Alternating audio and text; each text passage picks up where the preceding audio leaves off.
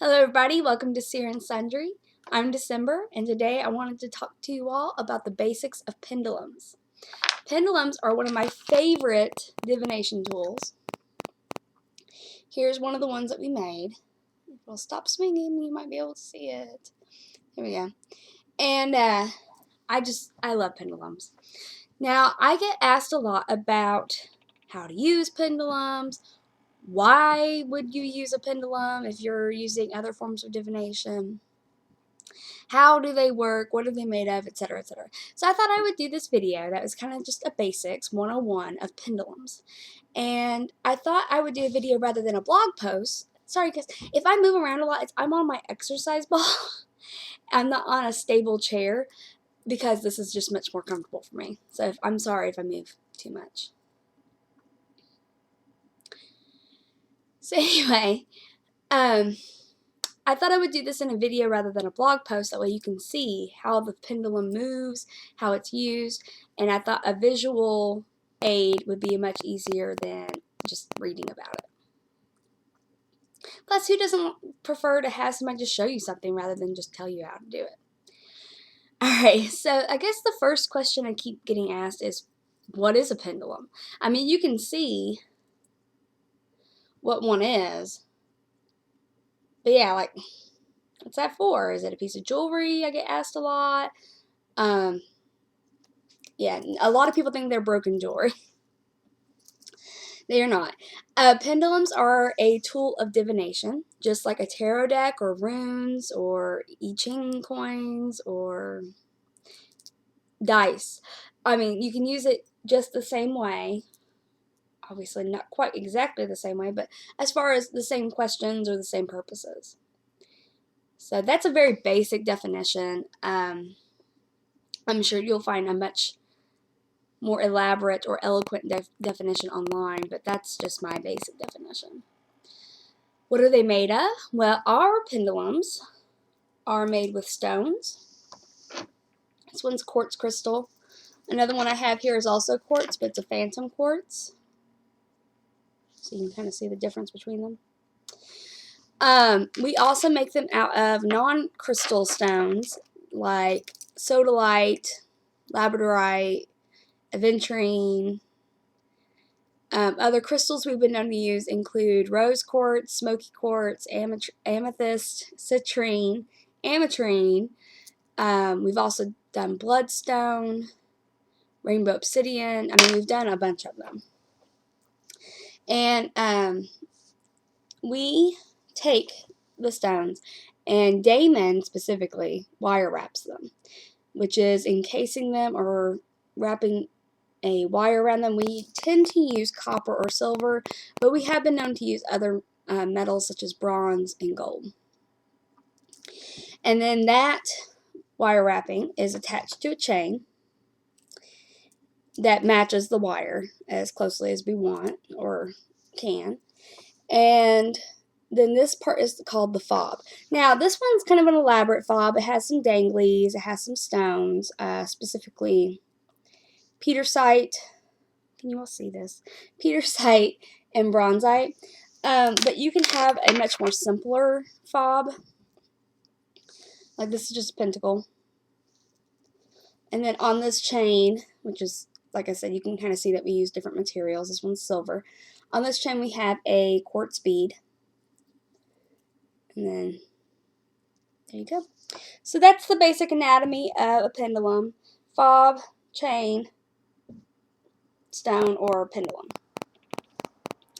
I have seen pendulums made of all kinds of materials. I've seen them made of copper, silver. I've seen them made of rings and washers on a chain. Like, you don't have to have a stone. You don't. I've seen them made out of acorns. I mean, pretty much if it will go on a string or a chain and swing, it can be used as a pendulum. I prefer the stones and the quartz because you can align yourself with the vibration of that stone much more easily, in my opinion, than you can, say, a washer or a screw on a chain. You know, and that's just me. So, we get pendulums from, I think the earliest documentation of it is the ancient Greeks used it. And what they would do is they would put a gold ring on a silver chain. I think very specifically had to be gold. The ring. And they put it on a silver chain, much like a lot of people wear a ring of somebody else's on their necklace. And would hang that from a very specific type of tree. And I'm sorry, the type of tree just, I think it might have been a laurel, but don't hold me to it. I could be wrong. And they would hang it from a tree branch on that specific tree. And they would have a bowl.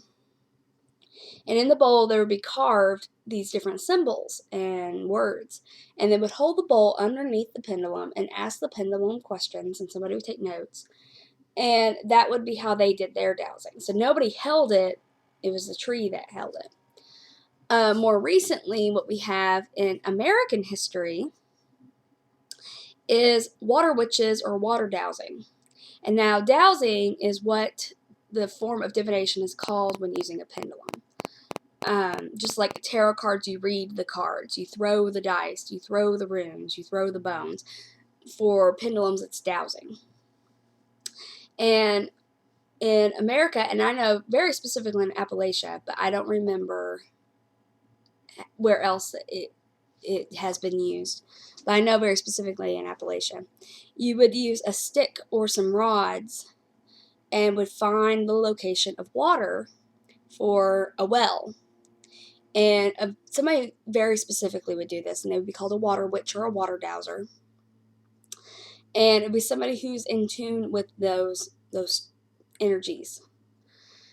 Now, I say in tune with those energies because that's kind of how I feel pendulums work. Now, if you go online and you research how do pendulums work, what makes them work, you're going to get all kinds of answers. I hold to two. That'll go through two. And that is that it's either your spirit guide, your higher self, or the divine controlling the pendulum, or it's you are connecting to the energies of the vibrational currents around you and within you. Now, that might sound a little bit more elaborate or more, there's a lot of jargon in that, and I apologize. So I'm going to make it a little bit more simple, or try to explain it. If you go into, say, an acupressure and acupuncture workshop or look in a book about it, it's going to explain to you that there are meridians in our body, and these are energy currents. And that's because metaphysical, spiritual, electrical, all energy runs in a current. Just like a wind, you know, it's going to run in these specific currents or specific patterns. And there's all kinds of books about energy currents out there, guys. This is going to be really brief. When using a pendulum, you are using this tool to tap into those currents. And those currents will tell you where to find things, whether something's true or false, the choosing of certain things based on the vibrational energy of them. And we'll get more into that in a little bit. But that's my two ways of using a pendulum. Is it's either a spiritual force or it's energy currents. And some people believe that's the same thing. So that is how I believe that they work. I wanted to go ahead and make this a part 1. So that is the what, the how, and the where from that pendulums have. And I'm going to go ahead and I encourage you to watch part 2 of this series, because that's going to be how to use a pendulum practically. And that's what we're all here for, right? Is how to use it. So thank you all for watching part 1. I'll see you in part 2. Blessings.